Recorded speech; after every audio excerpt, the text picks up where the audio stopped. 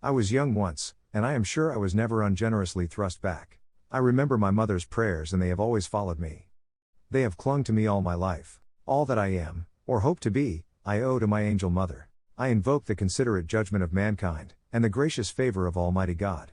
Our defense is in the preservation of the spirit which prizes liberty as the heritage of all men, in all lands, everywhere. Every man is proud of what he does well, and no man is proud of what he does not do well. Towering genius disdains a beaten path. It seeks regions hitherto unexplored.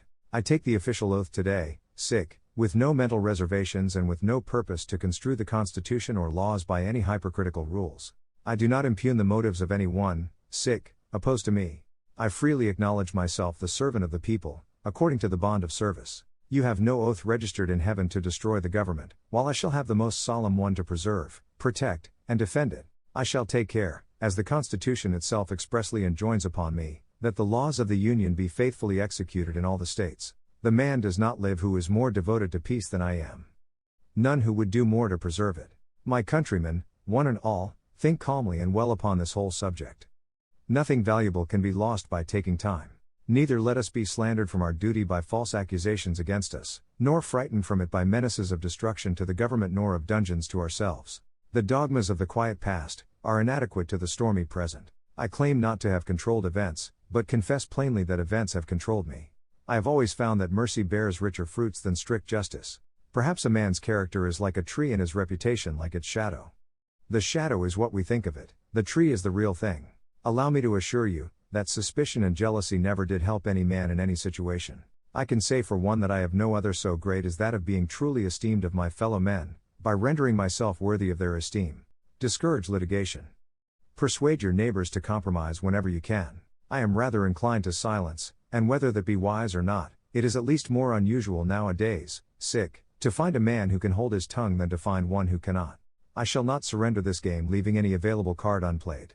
I have not permitted myself, gentlemen, to conclude that I am the best man in the country. I believe it is an established maxim in morals that he who makes an assertion without knowing whether it is true or false, is guilty of falsehood. This country, with its institutions, belongs to the people who inhabit it. Our government rests in public opinion. Whoever can change public opinion, can change the government, practically just so much. What is the frame of government under which we live? The answer must be, the Constitution of the United States. Don't interfere with anything in the Constitution. That must be maintained, for it is the only safeguard of our liberties. I am exceedingly anxious that this Union, the Constitution, and the liberties of the people shall be perpetuated in accordance with the original idea for which that struggle was made. No one who has sworn to support the Constitution can conscientiously vote for what he understands to be an unconstitutional measure, however expedient he may think it, but one may and ought to vote against a measure which he deems constitutional, if, at the same time, he deems it inexpedient. I do not mean to say we are bound to follow implicitly in whatever our fathers did. To do so, would be to discard all the lights of current experience, to reject all progress, all improvement. But no organic law can ever be framed with a provision specifically applicable to every question which may occur in practical administration. No foresight can anticipate nor any document of reasonable length contain express provisions for all possible questions. Shall fugitives from labor be surrendered by national or by state authority? The Constitution does not expressly say. May Congress prohibit slavery in the territories? The Constitution does not expressly say. Must Congress protect slavery in the territories? The Constitution does not expressly say.